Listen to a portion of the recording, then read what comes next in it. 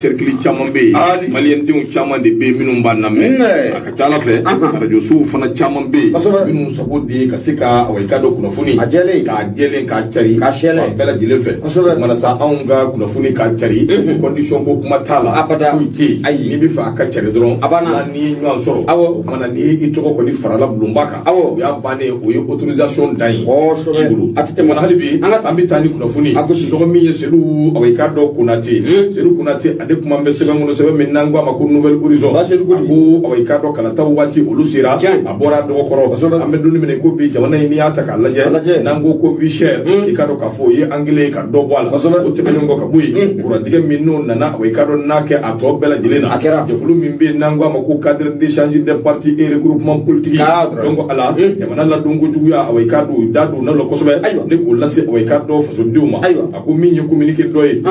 communiqué in bɔra ka bin a kɛra kunu mars kalo tile 30 san 2023 a kɛra jɛkuluba in n'o ko a ma ko cadre d'échange des partis et regroupement politique pour le retour à l'ordre constitutionnel olu kɔni a dabali banna mawura o kabakoyara sabu min ye jamana marabaa minnu bɛ yen bi n'o bɛ awai ka dɔn transition maaw ko fɔ olu kɔni bɛ waleya min na an'u bɛ taabolo min na o kɔni kɛra fɛn ye k'u dabali ban kɛrɛnkɛrɛnnenya la kalata waati o sera taama mɛnɛ sisi ma bɔ a n'a ɲɔgɔnna caman o kuma n'olu bɛɛ lajɛlen kan parce que b'a ko min ye cadre d'échange des partis et regroupement politique pour le retour à l'ordre constitutionnel nin ye jɛkuluba in de tɔgɔ ye a ko i ka dɔn k'a fɔ k'u ye bolokɔnɔni si tuguni jamana marabaaw ma sabu min ye awai ka dɔn jamana marabaaw bɛ taabolo min kɛ ko bi kalata min kun bɛ yen n'u kun y'a dɔgɔda u y'o cɛnni ka bɔ a dɔgɔkɔrɔ communiqué in bilala kunu kalo tile 30 san 2023 jɛkulu in y'a jira k'a fɔ kulu kɔni y'a jira olu y'a dɔn k'a fɔ min ye awai ka dɔn kalata yɛrɛ bonba min kan ka sigi n'o bɛ collège électoral ko fɔ i ka dɔn k'a fɔ n'a kun kan ka sigi mars kalo tile 22 san 2023 kabu olu y'a ye o ma kɛ sigana nana don olu dusukun na awai ka dɔn olu kɔni dabali banna olu yɛrɛ ka fɔ la min ye awai ka dɔn nin ko in maa minnu bɛ yen n'olu bɛ awai ka dɔn kalataw kɔni labɛnna jɔn ko ala k'a fɔ k'u bɛ se ka awai ka dɔn wuli ka jɔ kɛ nin cogo in na a kuma ka ca kosɛbɛ a ko de tɛmɛnen kɔ ka bɔ yen nin y'a siɲɛ filanan ye jɔn ko ala kalata dɔw bɛ kɛ awai ka dɔn u bɛ bɔ o dɔgɔkɔrɔ a ti kɛ a kɛcogo ɲuman wa nin bɛ siga don u la kosɛbɛ na nin ko in tɛna kɛ awai ka dɔn fɛn ye fɛn min n'a bɛna jouer awai ka dɔn transition yɛrɛ waati min dir'u ma n'a bɛna jouer o kan ko kadiri maaw kɔni y'a jira k'a fɔ k'u b'a ɲini autorité maaw fɛ n'o ye jamana marabaaw ye a mana kɛ cogo cogo u k'u cɛsiri k'u jija min ye kalata kɔni waati fɔra hali ni tɔ ka jɛ n'o o kɛra la u k'u jija waati min bɛ yen n'o kalifar'u la n'o dir'u ma k'u ka kalataw organiser k'u yɛrɛ ka taa min ye awai ka dɔn fanga ka sigi fanga min ye démocratie fanga ye o bɛ se ka sigi cogo min u ko n'o tɛ n'o ma kɛ ni fɛn min bɔra a la n'o ka dɔn k'a fɔ ko o ye awai ka dɔn u yɛrɛ ka laɲini sirikaba ko a ko nin ko bɛɛ lajɛlen ye min ye awai ka dɔn waati kelen de la min ye nin makofilɛ ninnu ye jɔn ko ala autorité indépendante des gestions n'o bɛ ESG ko fɔ o fana awai ka dɔn bolofaraw sigicogo o kumana o kan kosɛbɛ u y'u da don la awai ka dɔn ka communiqué in kɔnɔna na wa o tɛmɛnen kɔ ka bɔ yen sukɔrɔba in min awai ka dɔn n'a nani jɔ cagi kadiri maaw y'a jira k'a fɔ k'u bɛ jamana ɲɛmaaw wele u k'a lajɛ ka ko sugu bɛɛ lajɛlen kɛ ka ŋɔni bɔ jamana kɔnɔdenw sen na sabu min ye awai ka dɔn bi min ye gɛlɛya bɛ anw kan a b'a kan sɔngɔ ti sɔrɔ fila ti ɲɔgɔn gosi bujuba la bilen gɛlɛya bɛ fan bɛɛ fɛ n'a fɔra hali bi o waati kelen de la da dumuni fɛnw fana dɔgɔ ko kɛn bɛ awai ka dɔn a sɔrɔbali ye kɔnɔna na kataba naani k'o ye fɛn ye fɛn min n'a ko ka gɛlɛn kosɛbɛ o kuma k'u b'a ɲini jamana fɔmaw fɛ u k'a lajɛ ni subvention ma di n'o ye dɛmɛ ye u ka ɲɛɲini joona ni min kan ka kɛ fɛɛrɛ ni dabali minnu kan ka kɛ o ka kɛ yalisa min ye population ye anw ka sɔrɔ a n'an ka sɔrɔ bulon sɔrɔ a n'an ka awai ka dɔn yɛrɛkun sɔrɔ o bɛ se ka ɲɛ cogo min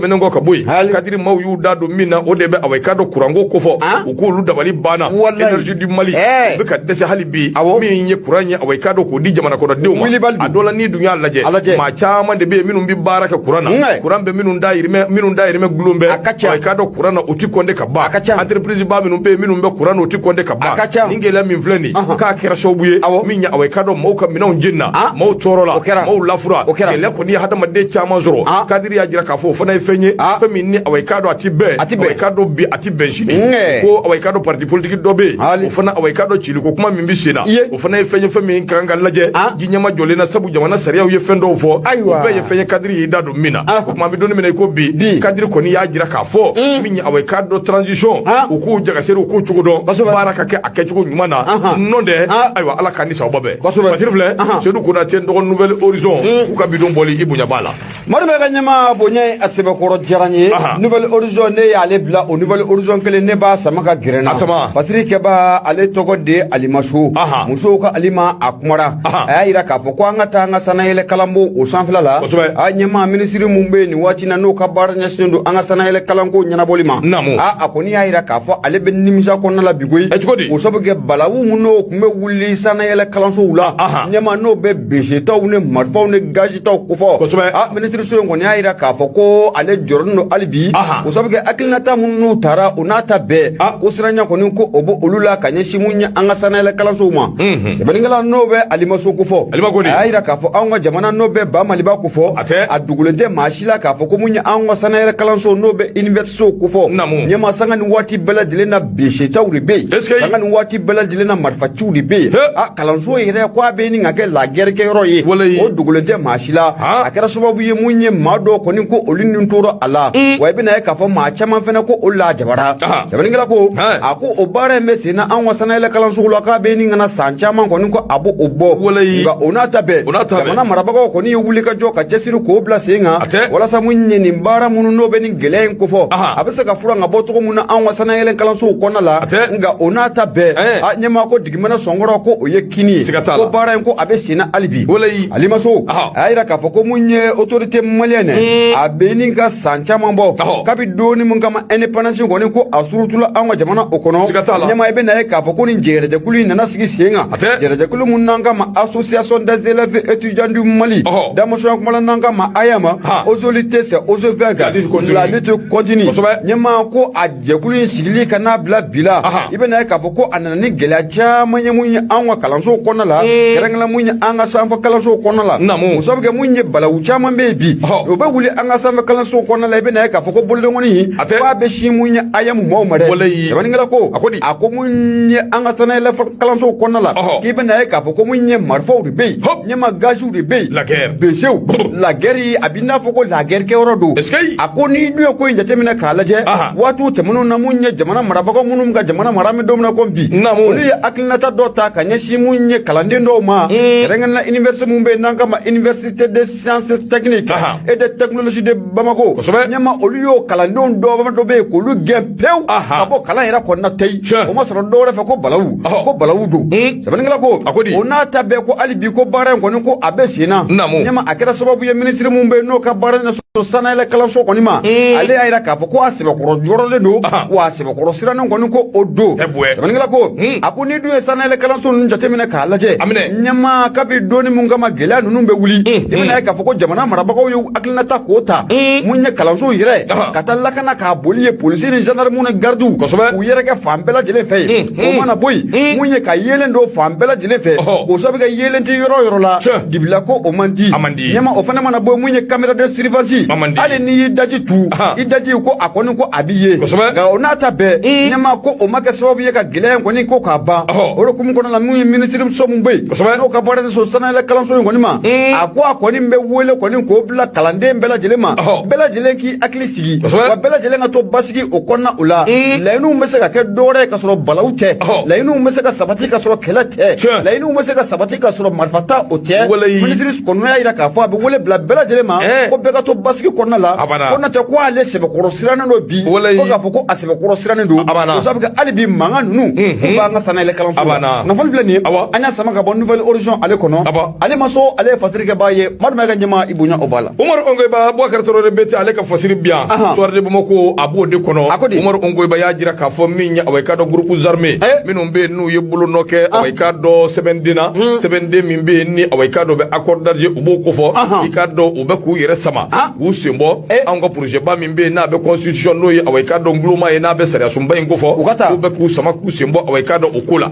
Algabase Ag Intala k'a ko min ye away ka dɔ accord kɔnɔna na hakilina ni miirina minnu dira kalikan minnu tɛmɛna i ka dɔn k'o kɔni k'o sɔsɔra wa tɛmɛ kɛra o kɛrɛfɛ away ka dɔ hali fitinin tɛ a ko de siratigɛ la cadre stratégique permanent pour la paix la sécurité et le développement min bɛ CSP-PSD n'a b'o kofɔ olu y'u ka communiqué dɔ bɔ ka bin kalo tile 28 n'o ye mars kalo tɛmɛnen k'a jira k'a fɔ constitution min ba min bɛ yen ni away ka dɔ nzɔnna yalima a yi banna n'an bɛna o boloda o nɔfɛ i ka dɔn k'a fɔ ko o kɔni wulikajɔ kɛra nka a kɔnɔna bɛɛ lajɛlen na min ye accord d'Alger a laɲini minnu b'a kɔnɔ ko tile kelen k'u ma tɛmɛ o da a ko nin jɛkulu in min ye accord pour la paix et la réconciliation au Mali min kɛra Algérie nin jɛkulu in de maa caman bɛ u y'u bolo nɔ k'a la kɛrɛnkɛrɛnnenya la SEMA ani jɛkulu wɛrɛ bɛ yen min bɛ awɔ i k'a dɔn nin accord in na olu bɛɛ lajɛlen de farala ɲɔgɔn kan ka nin jɛkuluba in sigi k'a tɔgɔ da ko CSP PSD a ko de siratigɛ la o kɔni ko gouvernement ye waleya min kɛ olu kɔni y'a faamuya olu bɛ sigi n'a ye olu y'a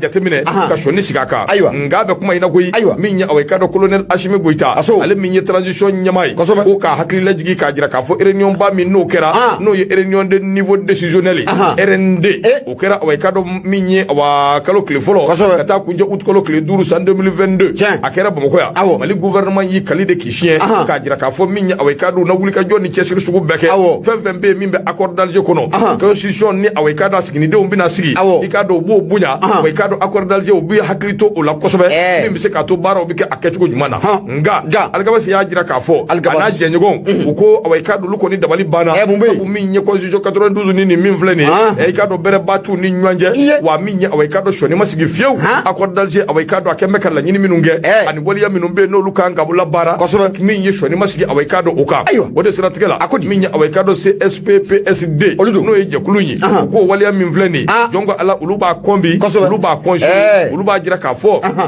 olu kɔni b'a dɔn k'a fɔ waati ma taa kosɛbɛ sabu min ye ko in ye awɔ i k'a dɔn yanni a ka bila fɛn kɔnɔ urne kɔnɔ mɔgɔw ka taa voter yɛlɛma bɛ se ka don kow la hali bi k'a sifilɛ min ye awɔ i k'a dɔn min bɛ se k'a to laɲiniw bɛ se ka sabati cogo min bɛn ani kelenya bɛ se ka na a nɔfɛ cogo min n'o dun tɛ u y'a jira k'a fɔ mouvement in awɔ i k'a dɔn ko olu kɔni bɛ dɔnni minɛ i ko bi olu kɔni b'a jira k'a fɔ min ye awɔ i k'a dɔn olu bɛ danaya da diɲɛmaa kan minnu y'olu ka minnu ye seere diɲɛmaa minnu ye arbitres ye u bɛ awɔ i k'a dɔn danaya daw kan ka weleweleda kɛ ka ɲɛsin u ma hali bi k'u la encourager u ka taama min bɛ se ka to bɛn ani kelenya u bɛ se ka sabati awɔ i k'a dɔn an yɛrɛ damaw ni ɲɔgɔn cɛ n'o tɛ taabolo min filɛ nin ye ni awɔ i k'a dɔn constitution kɔni sigira o kan i k'a dɔn k'a fɔ ko min ye olu ye u t'a la bi u t'a la sini fasiri filɛ n tɔgɔ min ye awɔ i k'a dɔn Umaru Ongoyiba a ka fasiri dɔ i bonya b'a la o ka bidon bɔli bi olu yɛrɛ y'a sɔsɔli ko dama jumɛn kɛ a tɛ kɔnte ka ban yɛrɛ aw y'a sɔli min kɛ a b'o hakɛ dɔn wa wakɛ ma a ko da dɛnɛ na yan o kɛra hali sini a kumara o kɛra a ye wakɛ jaabi u ma jaabi wa cɛw nin ko in bɛ cogo min na ne kɔni bɛ min f'i ye Mali kura ko in a ka jɔ an ka taa koyi n'o tɛ Ala ka nɔgɔya kɛ don e fana bɛ mun wɛrɛ ɲini tuguni kana kɛ ten dɛ papiyew bɛɛ dir'i ma hali bi i bɛ ɲini na i bɛ fɛn minnu labɛn ka bila nin bɛɛ labɛn a bɛɛ tɛ n'i bolo wa nin tɛ ka kelen yan a banna kuma ɲɛna o tɛ wa o don kuma ɲɛna n dɔgɔ i fana n'i m'i hakili sigi an bɛ sunkalo kɔnɔ sa n ko kow ka ca de sunkalo kow de ka ca sunkalo kow ka ca sunkalo kow ka ca de kow ka ca sunkalo la sukaro mɔni sigilen bɛ n dɔgɔ Segu Jara ko k'a ka foli f'i ye min ye a Segu a bɛ Kongo de a ko awɔ i k'a dɔn n bo ten fa ye ko ne yɛrɛ ko n bo ten basi foyi tɛ n bo ten awɔ foli don i ka t'a la awɔ ne ma n bɛ n bolo n b'a kari ka don Sangoden ni Sangote Oza Malam kan a banna ni dɔn fɛn koyi o kun ye kunu ye bi tɛ bilen siga t'a la o kun ye kunu ye don dɛmɛna kosɛbɛ walayi so dɛmɛ ko ɲɛma ne bɛ n bolo don n bɛ bɔ n'a a ye bisimila Laya Jara Laya a kumara Laya ko di ɲɛma a bɛɛ na ta maaninfin n'i kɛra wara ye ka tila ka kɛ misi ye i laban i ni yɛrɛ dun siga t'a la a ko n sɔnna n ma sɔn ka ɲɛsin mun ye constitution n'o bɛ jamana sariya sunba kura ko fɔ a ko jɛrɛjɛkulu mun bɛ n'an k'a ma ko ADEMA PACJ ɲɛma ko siga t'a la n'Ala de ye sini yira n na k'u bɛ na ɲɔgɔn ye kɛ ɲɔgɔn ye min kɔnɔna la ADEMA u bɛ nin wakilinata k'a bɔ ka bin tɛ cari u bɛ taa mun ye wulu la wa walima u bɛ na muruti fari k'a boloda wa Laya Jara y'a jira k'a fɔ ko o dɔgɔ duman kɔni ko o ye sini ye Laya Jara a y'a jira k'a fɔ ko min ye comité exécutif de l'Alliance pour la démocratie au Mali parti africain pour la solidarité et la justice damosoyan kumala n'an k'a ma ko ADEMA PACJ ADEMA kɔrɔnin tɛ wa ɲɛma ko sini k'u bɛ na barolasigi kɛ barolasigi minnu a bɛ na tali kɛ jamana constitution kura minnu o baara o bɛ sen na bi sɛbɛnnikɛla ko a ko mun ye barolasigi ko a ɲɛmaaya bɛ na ta ka di ADEMA yɛrɛ ɲɛmaaba ma n'o bɛ Marimaca Jara n'o bɔ o kofɔ sɛbɛnnikɛla ko a ko n'i ye ko in jateminɛ k'a lajɛ mun ye jamana sariya sunba kura n'a baara bɛ sen na parti politique caman kɔni bɛ olu kɛlen bɛ ka guwara k'a sɛbɛkɔrɔda nin waati na ka ɲɛsin mun ye kɔnsɔn kura mun na a baara bɛ sen na sɛbɛnnikɛla ko a ko kabi doni mun kama IBK ka fanga a nana dafiri tɛ cari parti mun bɛ n'an ka ma ko ADEMA PAJ a dogolen tɛ maa si la k'u y'u ka dɛmɛ kɔni ta ka ɲɛsin mun ye transition marabagaw ma ɲɛma ko o dogolen tɛ maa si la sɛbɛnnikɛla ko a ko mun ye parti politique ye n'o bɛ ADEMA kɔfɔ ko taafan wɛrɛ kun t'u bolo koyi u kun diyagoyalen don ka tugu mun ye transition marabagaw kɔ o sabu kɛ ko a maa caman bɛ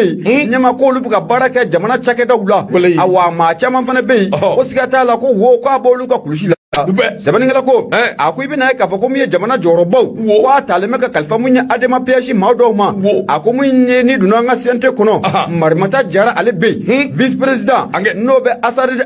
Embarkawan député en vie ɲɛma ko ale fana bɛ CNT o kɔnɔ sɛbɛnnikɛla ko a ko ni maaba minnu filɛ nin jɔyɔrɔba in na mun ye jamana marabolo kɔnɔna la ɲɛma ko siga t'a la k'a fɔ ko olu bɛ n'o bila wa ɲɛma ko a bɛna gɛlɛyaw bolo kosɛbɛ sɛbɛnnikɛla ko a ko mun ye ADEMA kɔni a bɛ taabolo min n'a fɔ ko bi a ɲɛma k'u bɛ fɛ ka sira fila k'o taama dɛ wa mun ye sifinnaka minnu olu bɛ ADEMA PAJ kɔnɔ olu kalekan ne don k'u siɲɛ y'a yira k'a fɔ ko mun ye ADEMA n'a ma ɲɛ k'a fɔ k'u bɛna cɛ bɔ sen na ko cɛ yɛrɛ de bɛ bɔ ADEMA kɔnɔ sanga ni waati bɛɛ lajɛlen na ko mun ye fiɲɛ o mana durutu ka taa yɔrɔ min na ko ADEMA ka taa yen wa ɲɛma sifinnaka dɔw y'a yira ko o t'olu fɛla ko ye sɛbɛnnikɛla ko a ko mun ɲɛsinin kɔni ko a ko bɛna gɛlɛya fo k'a fɔ ko a bɛna gɛlɛya o sabu kɛ ADEMA disiba dɔw bɛ yen ɲɛma olu fɛla ko tɛ sifinnakaw ka hakilina ye koyi olu kɔni bɛ fɛ mun ye fiɲɛ mana ci ka taa yɔrɔ mun na olu fana k'u sɛlɛ ka taa yen k'o ye ADEMA PAJ o ye a disiba dɔw ka hakilinata ye sɛbɛnnikɛla ko a ko komi ye jalaki caman o talen bɛ ka ADEMA PAJ maaw kɔni k'u sɛgɛrɛ ɲɛma maa mun fana n'a ye jalaki ta k'u sɛgɛrɛ nin waati laban in na o de an ka avocat belebele homme politique fana don maître Kashimu Tapo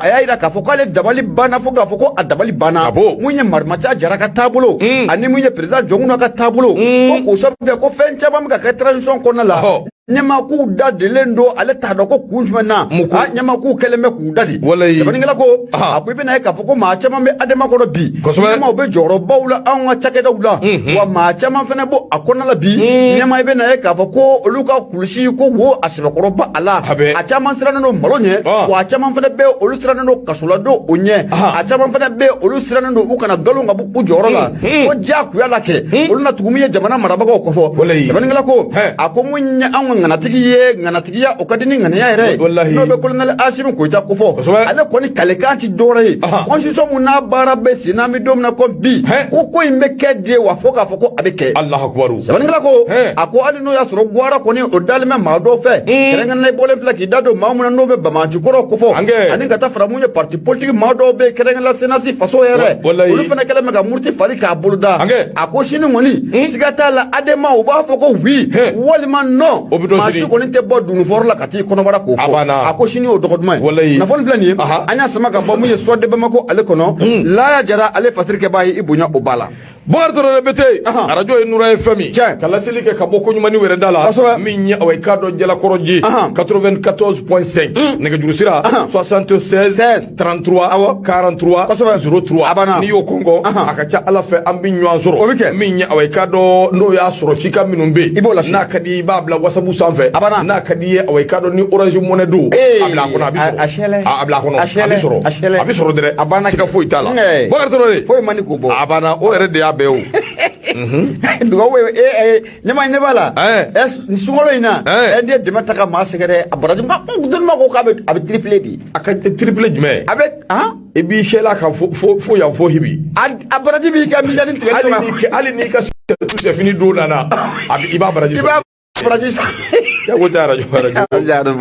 Moribo Dabo tɔgɔ kuma bɛɛ an ka taa ko kuma bɛɛ sɛbɛn kɔnɔ sɛbɛn min n'an ko a ma ko Zeniti Bali transition an bɛ don min na i ko bi n dɔgɔ awɔ i ka dɔ tiɲɛ don awɔ transition fiɲɛ bɔdaw caman awɔ i ka dɔn ani taabolo dɔw bɛ yen nka transition bilama an b'an yɛrɛ ɲininka kungilenna jumɛn kelen kelen awɔ i ka dɔn bɛ ala bɛ a ko n'i ye jateminɛ kɛ ko in gɛlɛya kojugu awɔ i ka dɔn kɔni kɛmɛ sababu ye an ka politikimaw yɛrɛ awɔ i ka dɔn taa cogo kelen t'u bolo maa t'a dɔn u bɛ taa sira min fɛ ko a dɔw bɛ yen u t'a dɔn yɛrɛ awɔ i ka dɔn u b'u kalifa fɛn min na nka u n'a ta bɛɛ awɔ i ka dɔn a dɔw kɔni kɛmɛ bɛ gɔn kelen nabila ye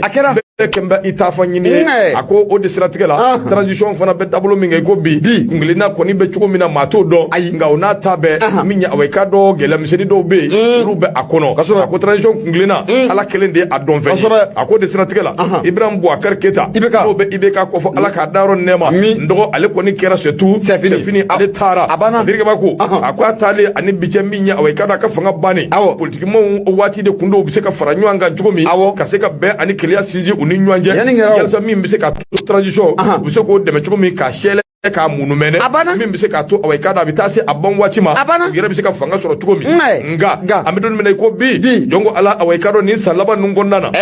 gɛlɛya min bɛ politikimɔgɔw da la i ka dɔn k'a fɔ ala de ye a dɔnba ye a ko Mali a ka siniɲɛsigi kɔni bɛ a yɛrɛ de bolo a ko de siratigɛ la n'a ma ɲɛ k'a fɔ siniɲɛsigi a bugunatigɛ anw bɛ fɛ de a ka ɲɛ a dun an b'a dɔn k'a fɔ démocratie tile la a ɲɛ man di politikimɔgɔw kɔ nka gɛlɛya don dɛ anw ka gɛlɛya ye mun ye politikima minnu bɛ anw bolo a caman bɛ yen n dɔgɔ yuruguyurugu awɔ i ka dɔn u bɛ ɲini k'o fa a caman bɛ yen kungelena kelen awɔ i ka dɔn o t'u la a caman bɛ yen o farafaralen don bi u yɛrɛ ka ko bɛ ɲini ka kɛ u bolo c'est tout c'est fini diɲɛ don o don sira de bi dayɛlɛ ka kɛnɛba walankata tɛ buga k'a di awɔ i ka dɔn sɔrɔsiw ma u bɛ se k'u ka baaraw kɛ cogo min don ala ni awɔ i ka dɔn politikimɔgɔw u yɛrɛ taabolo a n'u ka jugujuguya dɔw ye mun ye sɔrɔsiw ye u bɛ k'o waati in de lajɛ n dɔgɔ min ye ka kow kɛ ko minnu bɛ yen minnu ka di fasodenw ye min bɛ se k'a to fasodenw yɛrɛ bɛ girin ka jɔ ani banga buluki min bɛ se k'a to an b'o kɛ u nɔfɛ Birikeba ko a ko n'i ye jateminɛ kɛ tiɲɛ don transition bɛ ka olu dɔw kɛ nka transition yɛrɛ fana k'a dɔn k'a fɔ tɔkajɛ caman b'a ye fɛn caman bɛ yen min ye tɔkajɛ ye kelen transition kan ka fɛɛrɛ ani dabali kɛ min y'u ka gouvernement kɔnɔ nin waati in na n dɔgɔ c'est tout c'est fini a caman de bɛ gouvernement in kɔnɔ sabu min ye awɔ i ka dɔn maaw bɛ yen minnu ka waleya an'u ka taabolo o bɛɛ de bɛ ka kɛ min bɛ se ka to lagosi ani ka dɔn dɔgɔyama ni burujali o bɛ se ka da Asimi kan cogo min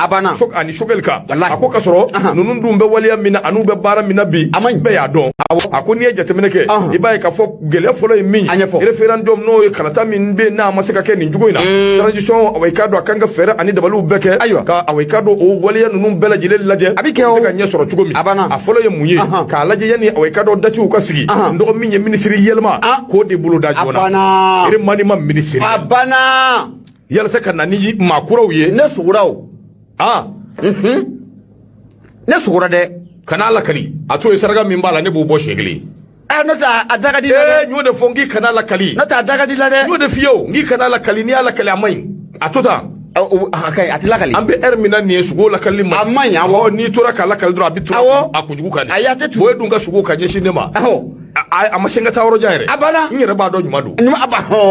ala yayiwa n b'a dɔn ɲuman don bil hakidu tile mana na walima yɛlɛmali ko kuma min n'o fɔra e ka sogo la o ye ne ka minisiriya latigɛ a banna e y'a fɔ dɛ aw don ne donnen gouvernement kɔnɔ wa n terikɛ wa n'i taalen de koyi ni ala cɛ mobili fɛn fɛn bɛ o minisiriso la moto fɛn fɛn bɛ o minisiriso la fɛn fɛn bɛ yen parkingi min bɛ jɔ parking la i b'a bɛɛ garder a si tɛ maga la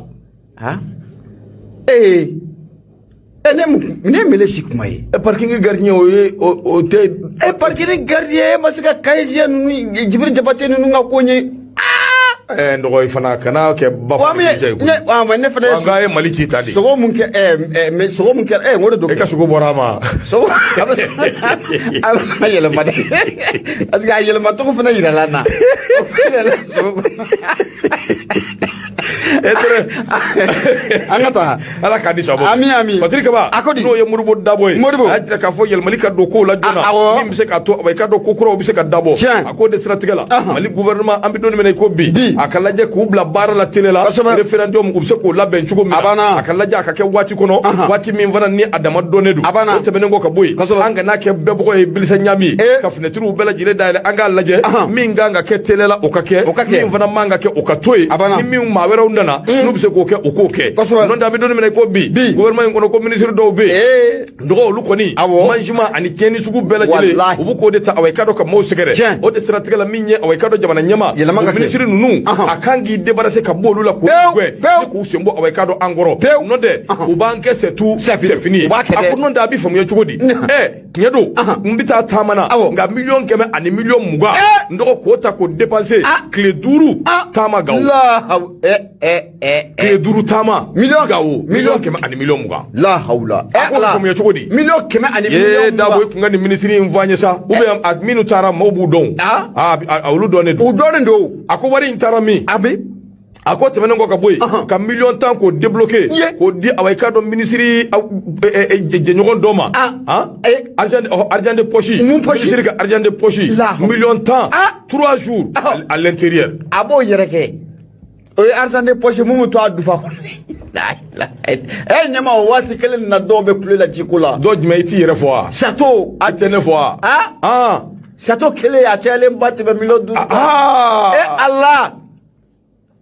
Allah kibaru. A ko o tɛmɛnen kɔ ka bɔ yen. Yalima cogo di ministre groupe électrogène min bɛ taa san ka d'a ma. Waati min na fasoden tɔw Awayika dɔn anw kɔni bɛ bɔnɛ bɛ k'a sanni ka bɔ anw ɲɛna. Cogo di o groupe a ka sa o ye tiɲɛ ye. Nka ka tila k'o wari yɛrɛ fana k'o doubler. A bɛ komi groupe ye 20,000 o y'a kɛ 40 ye. Nin transition kɔnɔ. A bɛ ka fɔ waati wɛrɛ de la. Zerikaba ko a ko non non et non. Hachimi et ses hommes doivent se ressaisir. Hachimi n'a ka cɛdenw kan ka u cogo dɔn. Kosɛbɛ. A y'a cogo dɔn dɛ. Tigɛ tɔni kelen a bɛ tigɛ bɛɛ tiɲɛ. Siga t'a la dɛ. Ɲɛma transition yɛrɛ juguya b'a kan bi. Ministre damadɔ bɛ yen n'i y'olu bɔ a la tɔ b'i dɛn. A ko sinon ils deviennent pire k'i bɛ ka. Non de quoi laban. U bi kɛ a bɛ juguya Burama ye koyi. An ka ɲan bila. A ko cogo di? Ministre min b'anw kunna bi n'o ye Alfuseni Sanu ye. A bɛ se k'a yɛrɛ to yen cogo di? CNJ maakɔrɔ dɔ bɛ yen. Ka se k'a manipuler ni Awayika dɔ misiw ni Awayika dɔ wari caman ye. Min bɛ se k'a to DFM a bɛ se k'o to a place la. Sanu. An ka ɲan bila a y'a partager. O bɛ se ka kɛ cogo di? Misi. Adama na. Adama kɔni tɛna ka jamana to nin bolo. Abada. Adama tɛna ka jamana to nin bolo in kan. Tubabukan in lamɛn dɛ. A ko comment le ministre Alfuseni Sanu se laisse-t-il manipuler par un ancien du CNJ pour des bœufs. Pour des bœufs et une centaine de millions pour garder des hommes aux pantalons troués comme DFM. Yɔrɔ ne m'a bɛɛ yɛrɛ fɔ. Ayi, pantalon troué. Yɔrɔ m'o dɔn a la dɛ. A bɛ se k'i yɛrɛ to yen cogo di misi ni ye wari bolo. Ka se ka DFM maa minnu bɛ yen ni u ka pantalon n'o o cin bɛ bɛɛ. Misi ni wari a b'o mun sɛlɛ n k'a bɛ tila k'o caman de bɔ yɔrɔ in na. A ko o kumana sa dossier caman bɛ yen min ye son excellence Modibo Kɔnɛ secrétaire d'État ɲɛmaaba a bɛ minnu galama jɔn ko ala waati dɔ kuma sera a ka wuli joona k'olu bila ba la k'olu lataama min bɛ se k'a to fasodenw bɛ lafiya fiɲɛbɔda bɛ se ka di fasodenw ma cogo min a ko sabu an bɛ baara min na Malikura ko don an bɛ waleya min na Malikura ko don an sɔnna ka kɔngɔ muɲu an sɔnna ka minɔgɔ muɲu an sɔnna ka sɛgɛ muɲu an sɔnna ka lagosi muɲu ka tɔɔrɔ muɲu ka najaba muɲu fɛn bɛɛ lajɛlen muɲu a si kun di dɔwɛrɛ ye Malikura ko ye a ko kumana waati dɔ kuma sera ninnu k'a lajɛ min ye Awayika dɔ fasodenw ye danaya min da u kan u kana b'o danaya kɔnɔ dɛ u k'u jija ni k'u cɛsiri a ko sinon tout est encore possible que Dieu sauve notre patrie amen a wulibali don dɛ Modibo Dabo a ka fasiri do Zénith Bale o ka boli i bonya b'a la maa dɔw yɛrɛ de bɛ yen ɲɛma sira fila taama de ka di u ye n'u y'a sumu ye a bɛ k'i ɲɛna k'u k'a kun k'a sɔrɔ u bɛ baara jugu min na dibi la a ka ca Ala kibaru Ala ka ni sababa tɔgɔjɛ caman bɛ ka da finitigilakaw ninnu a bɛɛ y'olu ye cɛw a bɛ kɛ cogo di nka jamana in fana tɛ baarakɛla fɛ o wallahi ko in y'o de ye a banna Dramane Sissouma an ka foli b'i ye mun bɛ taa fɔ dɔrɔn ça va a banna jamana in depuis lawale fo bi a bɛ ten Hachimi de kan ka saba in lajɛ sa n'o tɛ dɔw bɛ ka kɛ ko in nka tɔ ka jɛ minnu bɛ kɛrɛfɛ dɛ an k'o de la n'o tɛ u ka réseau ko ninnu a n'u ka système ni fɛn ninnu a bɛ komi a bɛ yen dɛ a bɛ yen dɛ voilà ni min nana bɛ fo soma ni fɛnw ka na u ka t'o sen bɔ a la ten o fana a système kɔrɔ in bɛ yen a ma ban dɛ voilà hali bi a b'a kɔnɔ on zone là Ala ka ni sababa Ala ka ni sababa waati bɛ ka taa an ka taa nouvelle horizon ɲɛma ne bɛ n bolo don n bɛ bɔ ni a ye Patrick Ba a tɔgɔ de Mahamane Touré a bɛɛ na ta n'a jɛra a na se fila i bɛ na ye k'a fɔ ko mun ye donsow a ɲɛma u ne jatigɛ walekɛbaw k'u ye masara ka sɔ k'a kɛ ta la kɛrɛnkɛrɛnla mun ye sarde nyono o kona la o bara ko ko akera kunu nyama mani fe mun nin tora la ko adago shika bon ko sobe ga donso fla ko olu le nin tora ko ina munye fatrike baye nobe mamana ture ko fo ayira ka fo ko kunu nege nya woro o wati nyama nobe 6 du matin nobo ko fo be na ka fo ko mi jatika wala ke ba do ku me moto la unana surutu nin dugo ko fo lenga nanga mako village kolo dugu koro village kolo dugu koro ale dugu munna be nyono o mara o konna ula wati munna jatika wala keba unana surutiye nyama unana e ka foku udeta fenga femu no osigle no kaja u jole o te dore o donzo yi sabani la ko ku ne donzo ye masara nga shoka ke tala unana e ka foku mu ye donzo ko nin ko o ka girnu ye foka foku ka girnu ye nyama donzo ye jatika wala mu ningena nun ko karaba ka marfage ka mu ningena ka karaba nyama ka beti ma woro o nywana la nga donzo foi tei nyama ko marfa bali ye musoro sabani la ko ako mu ye jatika wala ke ba nu utakara sendike ani kola ba utato de sa ku ye moto do ko ni ka mu perenta ko ni ko odula nyama ko o mugu perenta ne mundu na moto la ko de kera sababu ye ka donzo flying ngoni ni ko olu ningena ni ko o karaba wa be na ka fo ko mu ye mo duru fana o banana sabani la ko aku be na ka fo ko bara ko akele wati muna ko munye dugula don ko ni bora ku ka dusuma kashi ninka ayira kerengala munye musula ko olu ko ni bora ku ka dusuma kashi ka ayira ka sira ayira ko ni ka tige ko sabuke ko munye an wa fritikila ko ku o mana jona sabani la ko ga munye fritikila ko usuru tule yoro ina nyama annuka yoro in ka lara wali ko damna nyongo fe ashima qur'ani shi wala samu yo tega be sika daja tiga wala ke ba nunga tukuna na fon flani anya sabaka bon niveau horizon ale ko no mama ne touré ale fasir ke bayi bunya obala bokari efe kawale kam mon nu chama nana de chama de biya ubare ka bola ferel galawa awo il faut le supprimer voilà nere chama gesaw abana bokara bete ali bi ambita ambise ni l'indépendant ni sigi aleka independent mami ngumambe ode suri ibrahima mami nga awayka do yanga jamana yi awayka kadri baddoy yanga jamana yi dishi baddoy kerengeren yala maître Jean-Claude Sidibé flash ani jaturu sinani buguturu ani buguturu ako awayka do Jean-Claude Sidibé ya nyami Jean-Claude ga buguti jenja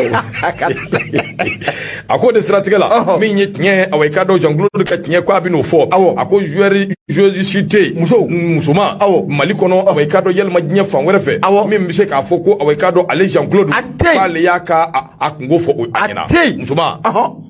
on met qui comme au défi et je te n'aime au ma forme je te n'aime à ma forme foka nyawuli yelma ka i dalo korobo commercial ayi ka feraw ke min ba jiri la ka fo Jean-Claude nyabo mbife ay ko alete akuika do fasiri ke ba ko gerela awayka do Jean-Claude la awayka do anaka bureau ma do e wulu gerela ula min nye fédération malien de basketball ko maître Jean-Claude Sidibé ayi awayka do kuma num bela jile ke klo fara kuma wiye ka ke bolo ko fe kuma wiye gel ya belebele mimbe anika do bagama ani bingani mimbe ni awayka do woman right wachi nu lube ko takanyeshi awayka do ama yo bela jile ayo galundigiya ko stratégie la min awayka do rapport mimbe na belo ko rapport McLaren min awayka do enquête min no lukera fiba luko ni kembe ka awayka do ajira ka fo min awa ko imbi tabulo minga kuma no de kan kosobe nga Jean-Claude ya fo ko awayka do alebe doni min ko bi ko kulu enquête ke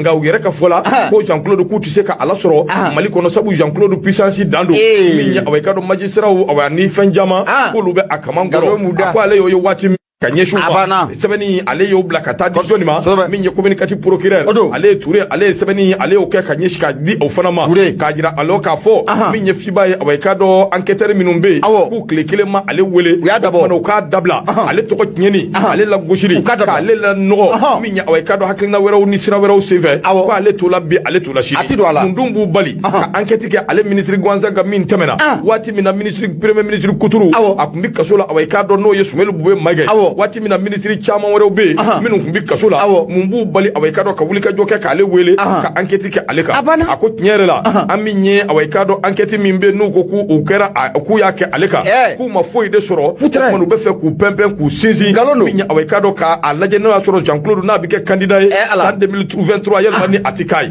ako ni mbete menengo ka boy ale ye awayka do doni mina ko bi Jean-Claude ale ko ni ka fola awayka do minye ningo bela jele ka damine 2014 kana 2017 2017 away cadre Jean-Claude président de fédération tola o temenen ko kabo ministre des sports 2017 fo 2019 o manani o laje o Jean-Claude Mundumbu bali ko wele ko lasoro min bi se ka to away cadre bi se ka nyingalu ka chugumi ale ya fo fiba nyena ko ka enquêteur wele ko ka le wele telela bi fe ka min do away cadre yalso ubse ko do chugumi maître Jean-Claude ale ko ni ajira ka fo enquêteur no minum fleni o mason ka le la me yal muti fe ka le la me ako do wele te ko yalsa ka se ka away cadre o ale éviter sabu lu bolo ko da ba ale Jean-Claude bolo ka nyeshi fiba ma ale bina kano gundo be basikili ci ko dunga bo filila ale ti do dafe ale to masuguye ale gundo ere tali bolo ka ale bina okuma fo ko ni ajatemen ni avocat ere de koyi Jean-Claude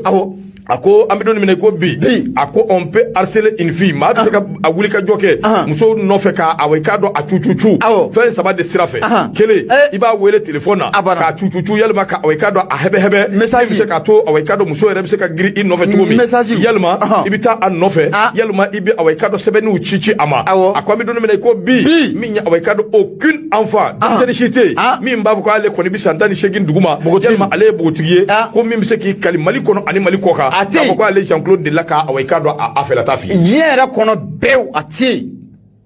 mu ba ma ko fini no tani Allahu akbar aina Allah woman warshi wachi wa mushi woman warshi yere mu nyina nga ko la de wati be faka doka guliki ko noko kadiru ko lu soro dro ula jaba ko burja Allah awra kan nafasoro kama dro eskay ako kumana minya away kado mi don mena ko bi enquêteur away kado ube tablo minga ku ba do ka fo kuma foi dengelende soro ukana ale Jean-Claude ka o dia to ko away kado kuma ale wele minye awani ngo bela jelenye président koro min vlene ani kado fédération membre ani ma koro minum be ya bela jele wele kanyini kali ka bela jelena nga minya ale Jean-Claude uma ale wele ale dum wati mina ale sugandira minya away kado fiba o ere ale féliciter ngonu nu finu jewbe minde ni nyere mi Jean-Claude mi away kado ajira ka foni affaire mi vleni mi ngoni kuma bisina nyere la mi mbe woman wora chuwachi mi mbe ku toro o de te ye ka fo ale Jean-Claude dossier do be no Amadou Bamba ka dossier mi mvana be ni away kado wilka joke mba no fe ale ka away kado cabinet o de be ka dossier gérer o de be ku toro ale dunga bara do wa wilka jobe ke on no fe se ko bara o ke ale ko ni jele do minga o de ka fo away kado ale ti demse ale ye ma bade kuma ka wuli ka joke ka fo ko oba le la gushi yelma ka le to chien ki sigi no ete fasiru kono yelma away kado kuna fundi siraw fe kuna do bo komo shite ko o chari ko komo shi ko chari aya ale ti do la de abada e minya ale bo fo kuma no ka do bo kana mi se ka afo bil haki kana nyininga nyama ne mani funyi ka fini no nala ya ko aba na nguwe ni nywana de ka amenyangi de na yo de kya amenyangi de ka ko amenyangi de amenyangi we ni nyona de kala amenyangi ye fe bebla kanisigi abana ka fiba ere to epeo na hakila ne o made fiba ko ere ka boyi nti fo feble mbina nga horo ya ni ndabe ka giriman ni mbey nono ila kila ku jogo ne maw jogo bo Jean-Claude u fana woro de la saw ko de la saw horo ya ma do be o ka horo ya nu dabe o titlu ala ko yi abana ma ko glugi ban no ko sakani watibe ala ka nyaka da ala ka disabo be do ko mana sa mi ye sori Ibrahima Koulibaly l'indépendant ya ka fasiri o ka bido boli ibunya bala man ma ka nyama abunya asba ko jaranje wati ngoni asira